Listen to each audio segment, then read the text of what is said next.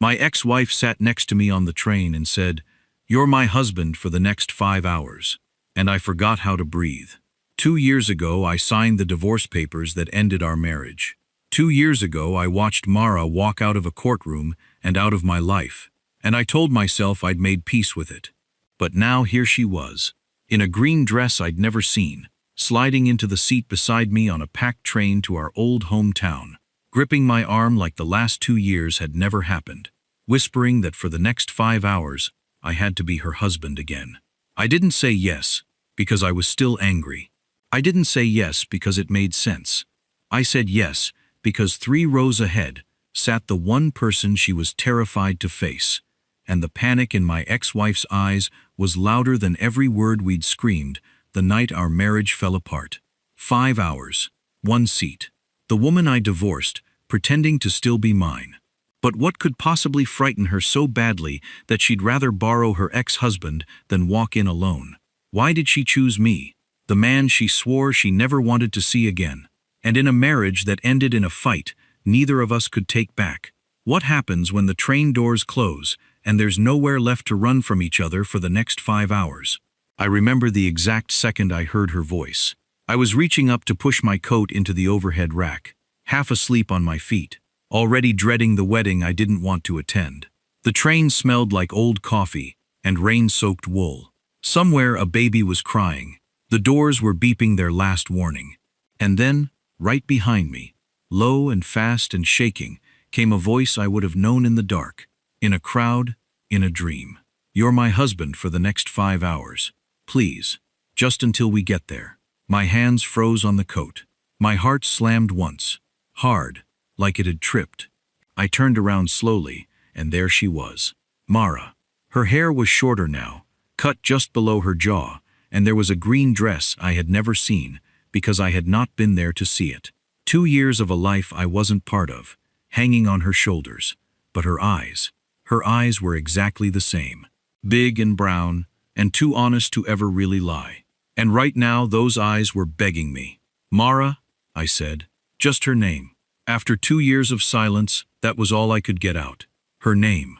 "I know," she whispered. Her fingers were wrapped around the strap of her bag so tight her knuckles had gone white. "I know, okay? Believe me, if there was one other empty seat on this whole train, I would be in it. But there isn't. And I need you, just for a little while, please. Mara, what is happening? Sit down. Please sit down before she turns around." Before she turns around. I didn't even think. My body obeyed, before my brain could argue. I dropped into the window seat, and Mara sat down beside me so fast it was like the seat had pulled her in. And suddenly, there we were, shoulder to shoulder, the two of us, in a space no wider than a kitchen table. I hadn't been this close to her in 2 years. I could smell her. That was the thing that undid me. Underneath the train and the rain and the strangers, there it was, vanilla and warm sugar and something soft that was just her. The smell that used to live in our whole apartment because she baked before the sun came up every single morning of our marriage. My chest actually hurt. A real physical ache, like someone had pressed a thumb against an old bruise I'd spent 2 years pretending had healed. "Who am I hiding from?" I asked quietly. Mara didn't answer. She was staring straight ahead, 3 rows up, at the back of a silver head of hair that was arranging a thermos and a folded newspaper with the precision of a woman who had never once in her life been wrong about anything. And then I understood. "Aunt Rennie," I breathed. Mara flinched at the name like it was cold water. Aunt Rennie, Mara's aunt. The woman who had stood at our wedding with a face like a locked door. The woman who, the day we announced our divorce, had said, loud enough for the whole family to hear, "I told you that boy would ruin her." I said it from the first day. 2 years. 2 years that woman had been telling the family she was right about me, about us, about Mara's whole broken life. And now Mara was on a train to her little sister's wedding, alone, divorced, and about to walk into a room full of relatives who all thought she was a warning story. A lesson. The girl who threw everything away. "She's already seen me get on," Mara whispered. Her voice cracked right down the middle. "She's going to come back here. She's going to sit down and she's going to look at me with that face, that pity, and she's going to ask me question after question until I fall apart, and I cannot walk into Sophia's wedding having already cried on a train. I can't. Not in front of all of them. Not being the person they think I am. She finally turned and looked at me, and what I saw in her face wasn't anger. It wasn't leftover hate. It was pure, drowning fear. "So just for 5 hours," she said. "Let them think I'm fine.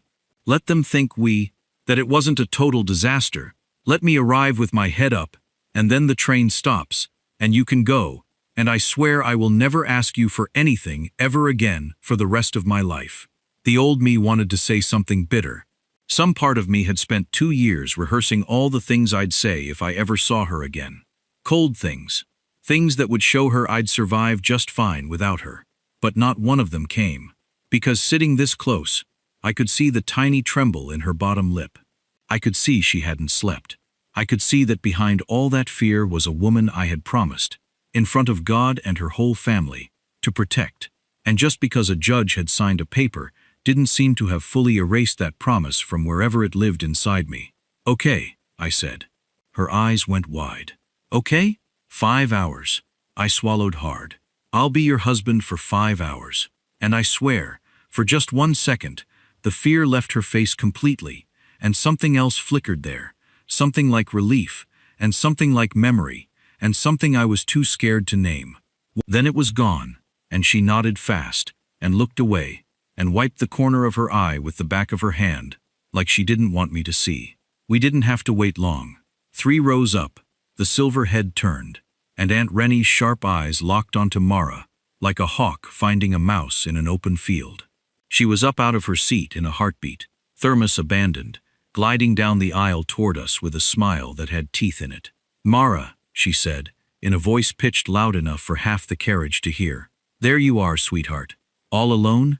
I saved you a seat up front, right next to me. We could have such a nice long talk about how you've been." Then she saw me. I watched it happen. I watched her eyes travel from Mara's face to mine, and I watched her whole expression fall off a cliff. "Daniel," she finished. The word came out flat and confused, like a math problem that wouldn't add up.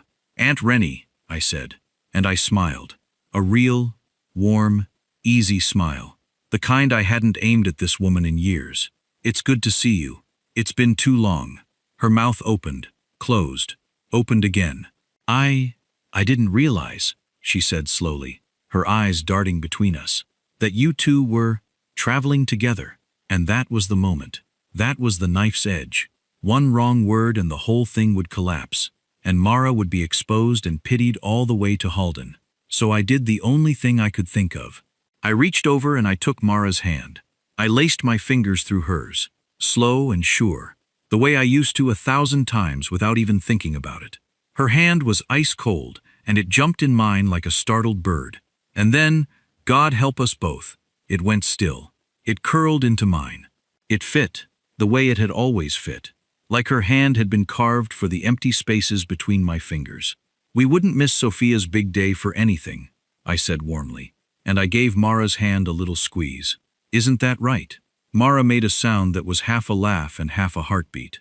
"That's right," she managed. Aunt Rennie stared at our joined hands.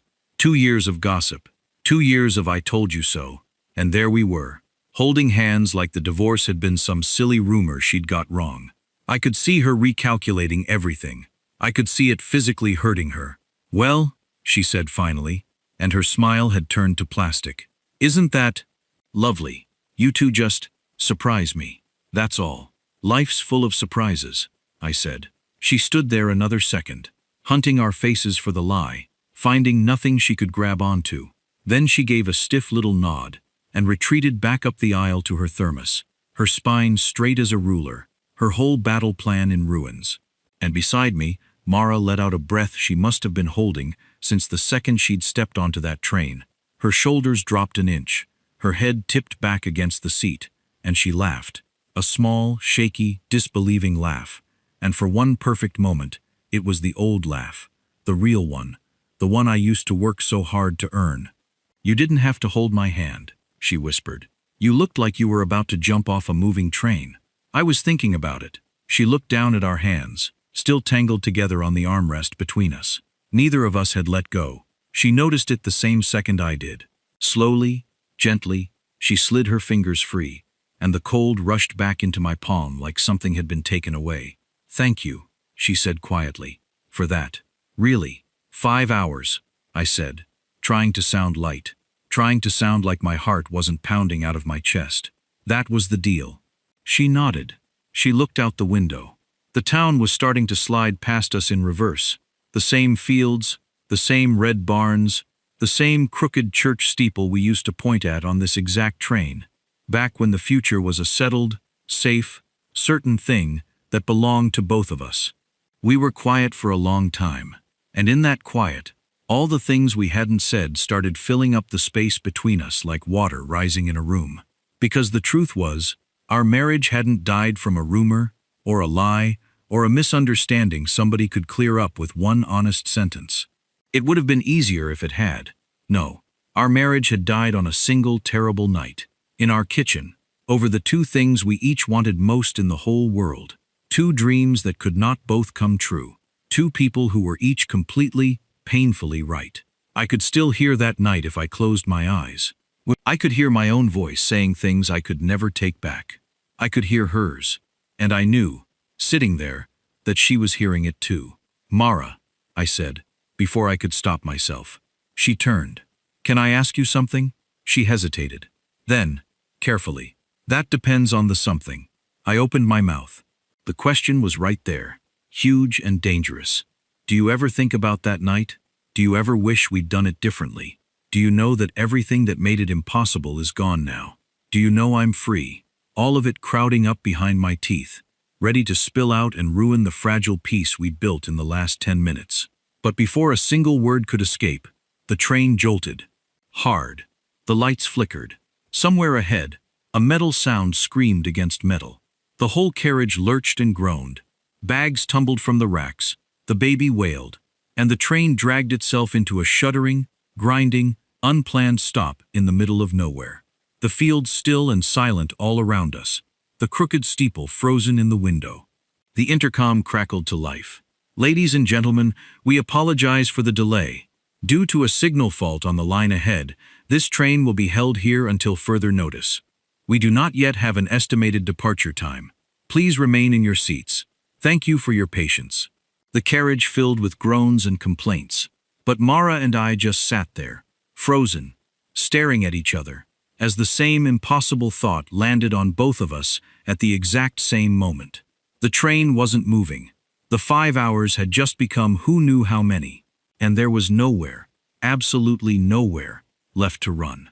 The carriage settled into the strange, restless quiet of a train that has stopped where no train is supposed to stop. Outside the window, there was nothing. No platform, no station sign, no town. Just a wide green field going gold in the late afternoon light. A fence sagging in the middle, and that crooked church steeple far off on the hill, watching us like it had watched us 100 times before. Inside, people sighed and grumbled and pulled out their phones. The baby had stopped crying. Somebody opened a bag of chips, and 3 rows up, Aunt Rennie twisted around in her seat to shoot us one more suspicious look, like she was hoping the delay might shake the truth loose. Mara felt it too. Without a word, she shifted a little closer to me, and I understood the game wasn't over. As long as that woman could see us, we had to be the thing we were pretending to be. "She's not going to stop watching, is she?" I said under my breath. "She has nothing better to do for the next 5 hours, Mara whispered back. "Trust me, this is Christmas for her." I almost laughed. That was the thing about Mara I'd forgotten. Even scared half to death, she was funny. She'd always been able to crack a joke right at the edge of falling apart. It used to drive me crazy, and I used to love it, both at once. She reached down into the bag at her feet and, very carefully, lifted out a white box tied with string. She set it on her lap like it was made of glass. "What's that?" I asked. "Sophia's wedding cake." She said it the way you'd say my whole heart. Well, the top tier, the real one's already at the venue, but she wanted a small one for the family table, and she asked me. A pause. She asked me, Daniel, after everything, she wanted her big sister to bake her wedding cake. I looked at the box, and then I looked at her hands resting on top of it. and I noticed for the first time how tired they were. Little burns on her knuckles. Flour still caught in the creases, the kind you can't scrub out no matter how hard you try. "You've been up since 3, I said. It wasn't a question. I knew. She blinked at me, surprised I'd guessed. "Since 2, actually. Your hands are shaking. I put too much cardamom in it." Her voice wobbled. I stood in my kitchen at 4 in the morning, crying into a bowl of frosting because I knew you'd be at this wedding. And I couldn't stop my hands from shaking, and I think I ruined my baby sister's cake. And she stopped herself, pressed her lips together, looked out the window. Cardamom. The word hit me somewhere deep. Because she knew, she remembered, that cardamom was my favorite. Out of every flavor in the whole world, the little cardamom rolls she used to make were the ones I begged for. And on the most important morning of her sister's life, shaking and scared and crying, some part of her had reached for the flavor that belonged to me. I didn't say any of that. I couldn't. It was too big. "I'm sure it's perfect," I said instead. "Everything you make is perfect." She let out a breath that was almost a laugh, almost a sob. "You always said that." Because it was always true. The silence came back, but it was a different silence now. It's softer, warmer, and in that warmth, the door to the past cracked open just a little, and neither of us slammed it shut. "Can I ask you something now?" I said quietly. Mara looked down at the cake box. "You're going to ask about that night?" "Yeah, I knew you would." She closed her eyes. The second I sat down, I knew. 5 hours in one seat. There's nowhere to hide from it. "You don't have to. I want to." She turned to me, and her eyes were shining, and her chin was doing that thing it used to do when she was about to be braver than she felt. 2 years, Daniel. I've had 2 years of saying my side of that night to an empty apartment. I'm tired of saying it to the walls. Let me say it to you. The whole train seemed to go quiet around us. The whole world. "Say it," I whispered. And she did. "You remember the letter came on a Tuesday," she said. "The pastry program. The one in the city. The 2-year one. The one I'd applied to as a joke because I never in a million years thought a small-town girl who bakes bread would get in." Her voice trembled. "But I got in. Full scholarship. The thing I'd dreamed about since I was 9 years old, standing on a kitchen chair next to my grandmother, learning how to fold butter into dough. It was right there, Daniel. In my hands. My whole life. Waiting." I nodded. I remembered. God, I remembered. "And then Thursday," she said, and her voice broke on the word, "Your dad called." I looked away. I had to. My eyes were burning. "Thursday your father died," she said softly. "And you had 2 little kids to raise. A brother who was 15 and scared, and a little sister who was 10 and didn't understand why her whole world had ended. And you looked at me across our kitchen, and I saw it in your face before you even said a word. You couldn't leave. You couldn't. Those children had lost everything, and they needed a home, and their school and their friends, and their whole life was here. You were all they had left." She wiped her eyes with the back of her flour-stained hand. "And I had to go. 2 years, another city, and you had to stay. Forever. For those kids. And there was no answer. There was no middle. One of us was going to have to set our whole life on fire so the other one could live theirs." She looked at me, and we both knew it, and we couldn't say it. So instead we screamed. I remembered the screaming. I remembered every ugly word. I remembered saying she cared more about sugar and flour than about a grieving family. I remembered her saying I was hiding behind those kids so I'd never have to watch her succeed at something. Both of us throwing knives, both of us bleeding. Both of us, underneath all the shouting, terrified, because we knew there was no way to win. Somebody was going to lose their whole heart, and neither of us could be the one to ask the other to do it. "I signed the papers first," Mara said, "because I couldn't stand there and wait for you to choose those kids over me. Not because you'd have been wrong to, because you'd have been right to. And I couldn't survive watching you make the right choice and have it be the end of us. So I made the end happen first. I ran before you could." A tear slid down her cheek. "I told myself I was setting you free. Mara, so I want you to know," she said, rushing now, like she had to get it out before her courage ran dry, "that I'm glad. I'm glad, Daniel. I'm glad you stayed. I'm glad you raised them. I've thought about it every single day, And even when it hurt the most, even when I hated you, I never once thought you made the wrong choice. Those kids got to grow up with someone who loved them because you gave up everything to be there." She smiled through her tears, and it was the saddest, most beautiful thing I'd ever seen. "At least one of us got to build the family we wanted. At least you got your full house. At least you're not alone." And there it was. The thing I had to tell her. The thing that had been sitting in my chest like a stone since the second she sat down. Because she had it all wrong. Not the past. The past she had exactly right. But now. Today. Right now. She thought I still had a full house. She thought I was surrounded by a family. Warm and complete. The life we'd fought about. She had spent 2 years picturing me happy, in a home full of noise and children and light. And telling herself it was worth it. Telling herself she'd traded her marriage for my family, and at least the trade had meant something. She didn't know.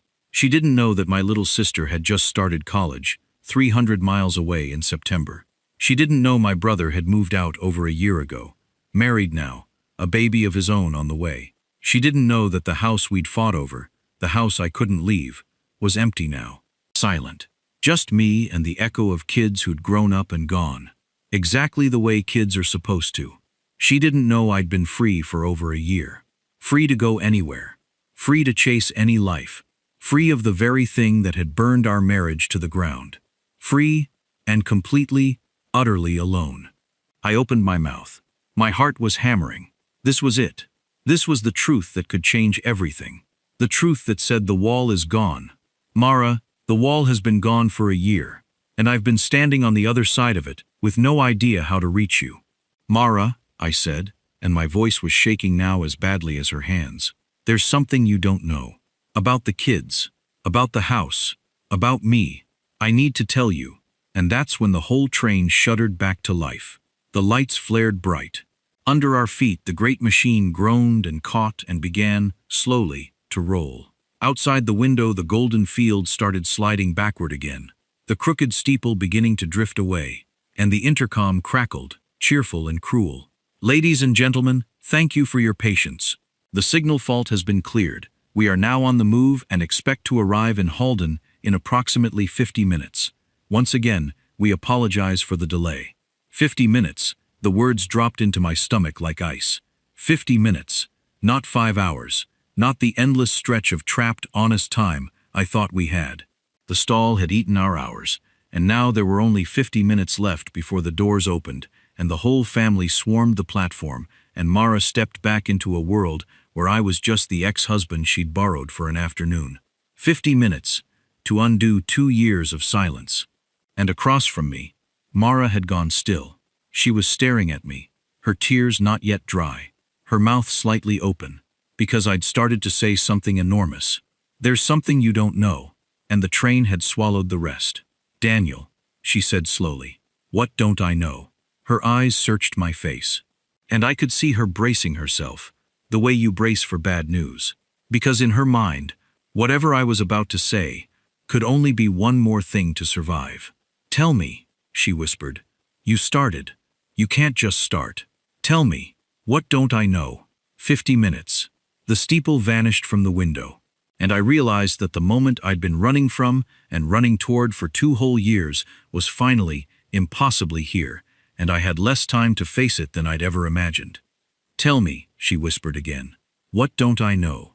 The train rocked gently beneath us. 50 minutes.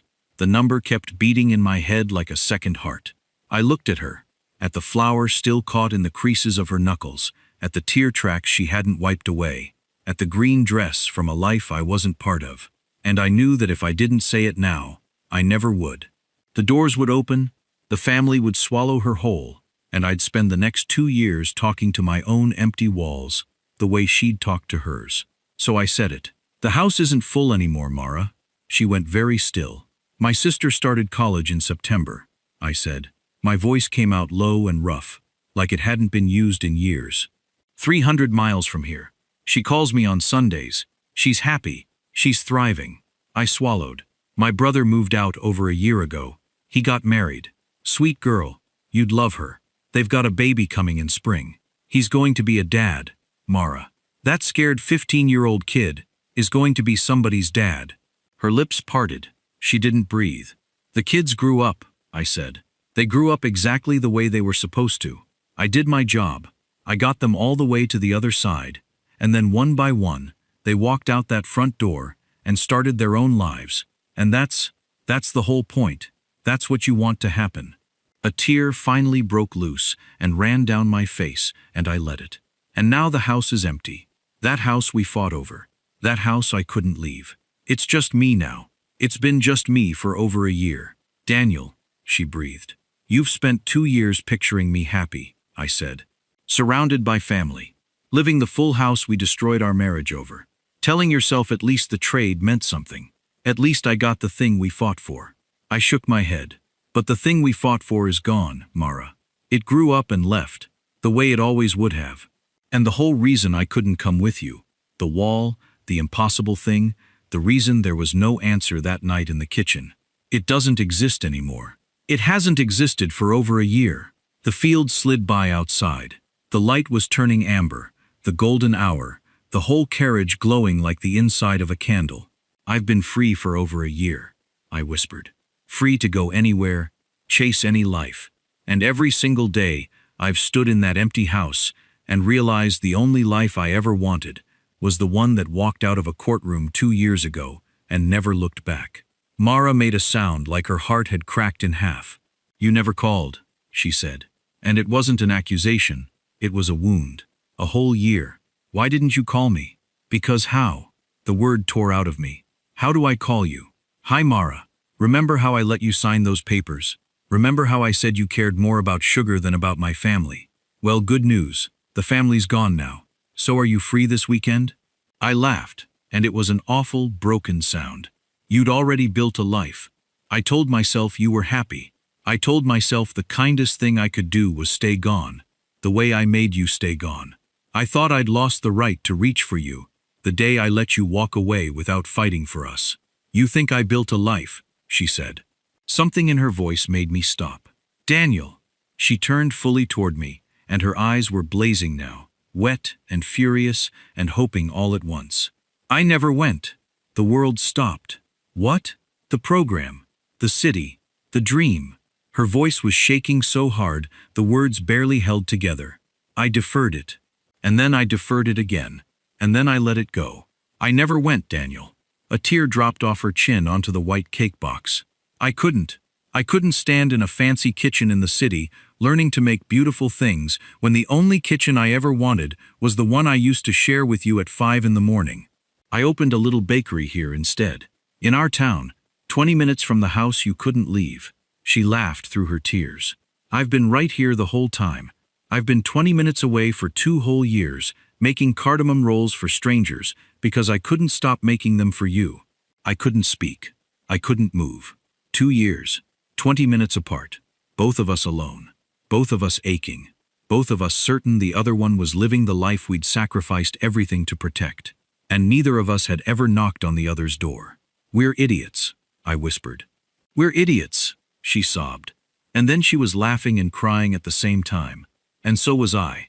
And 3 rows up, Aunt Rennie turned around to see what the commotion was, and found her divorced niece, and the boy she'd cursed for 2 years, pressed forehead to forehead, both of them weeping, both of them laughing, holding on to each other like the train might fall off the tracks if they let go. And Aunt Rennie, for the first time in her entire life, turned back around and said absolutely nothing. "The 5 hours are almost up," Mara whispered against my forehead. "I don't want them to be." I pulled back just enough to see her face. "Mara, listen to me. I know I can't fix 2 years on one train ride. I know it doesn't work like that, and if I stood here and promised you it did, you'd see right through me. Because you always could." I took both her hands, the tired ones, the burned ones, the ones with flour that never washes out. "So I'm not asking for everything. I'm asking for coffee, tomorrow. And then, if you don't run screaming, coffee the day after. I want to court my ex-wife.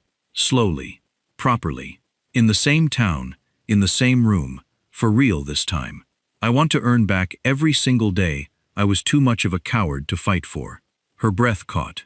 "I want to be your husband for longer than 5 hours," I said. I want to be your husband for the rest of them. All of them. However many we've got.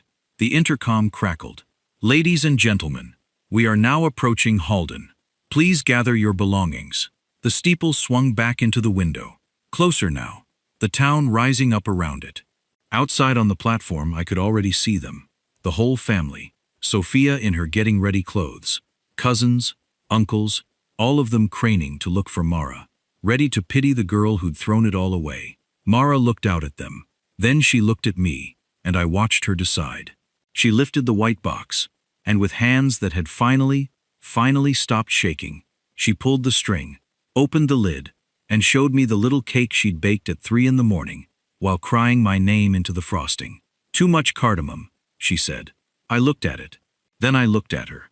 The woman I married, divorced, and never once, not for a single day, stopped loving. Perfect, I said. That's my favorite kind. It always was. She laughed, and the tears finally spilled over into something that wasn't grief at all. The train stopped. The doors hissed open, and Mara stood and held out her hand to me. Not the pretend way. Not for Aunt Rennie. Not for the family. Not for anyone but herself. Come on, she said. Come meet my family. As my husband. A breath. For real this time. For as long as you can stand us. I took her hand. It fit, the way it always had, the way it always would, like it had been carved for the empty spaces between my fingers. And we stepped off that train together, into the same town where it all began, into the amber light, into a family that fell silent and then, slowly, one by one, began to smile. 6 months later she married me again. Not in a church, not in a courtroom, but in her little bakery, at 5 o'clock in the morning, with the ovens on and the whole town crowded in among the flour sacks. There was no towering wedding cake. Just 100 warm cardamom rolls she'd baked before the sun came up, because that was the flavor that had always meant us. Aunt Rennie came. She cried harder than anyone. She never did learn how to say she was wrong, but she hugged me at the door and held on a beat too long, and somehow that said it better than words ever could. And every morning now, before the sun comes up, I stand in that warm, bright kitchen and I hum while she kneads the dough. Off key. Terrible. The same as I always was. And Mara wouldn't have it any other way. 2 people can love each other with their whole hearts and still lose each other. Not because the love failed, but because the timing did. So here's what I want you to sit with tonight. Is there someone in your life you let go? Not because you stopped loving them, but because the moment was wrong. And if the wall that once stood between you was gone now, would you be brave enough to knock on their door? Tell me in the comments. Somebody out there needs to read your story tonight. And if this one touched your heart, if you believe some people are worth a second chance, tap that like button, subscribe, and ring the notification bell so you never miss a story like this one. Your next favorite one is only a train ride away.